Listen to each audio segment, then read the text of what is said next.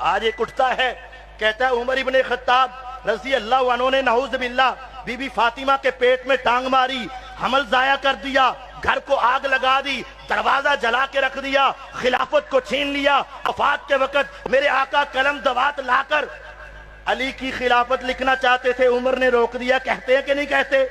کہتے ہیں سنو، اٹھاؤ الکافی، اصول کافی روافض کی کتاب ہے، اٹھاؤ مرآت العقول روافض کی کتاب ہے، اٹھاؤ بہار الانوار ملا باقر علی مجلسی کی روافض کی کتاب ہے۔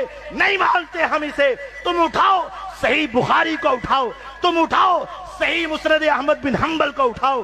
5 حوالے ہیں، 20 حوالے اور ہیں، ان کے اندر لکھا ہے حضرت علی رضی اللہ عنہ کے گھر میں ایک بیٹی پیدا ہوئی، نام ام کلثوم ہے، والدہ کا نام سیدہ فاطمہ الزہرا رضی اللہ عنہا ہے، والد کا نام علی المرتضی حیدر کرار ہیں رضی اللہ عنہما۔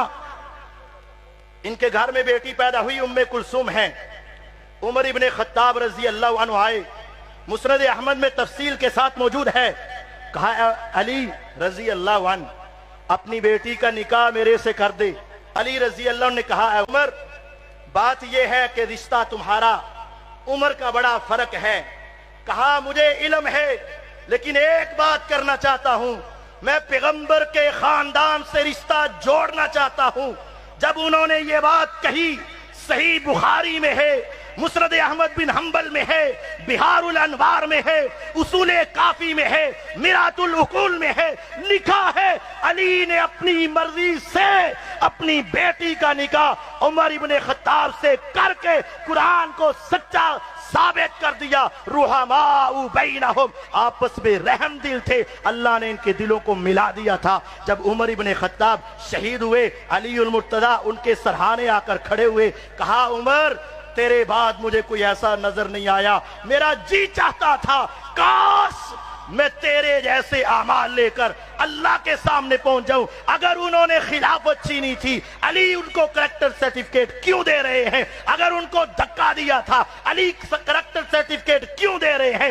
اگر گھر جلایا تھا، یہ کلمات کیوں کہہ رہے ہیں؟ وہ سب جھوٹ ہے، رب کا قرآن سچا ہے۔ رحماء بینہم، اللہ نے ان کے دلوں کو ملایا۔ اللہ تعالیٰ مجھے اور آپ کو صحابہ کا احترام، صحابہ کی محبت اور ان کے جذبات کو سمجھنے اور ان کے عقیدے کو سمجھنے کی توفیق عطا فرمائے۔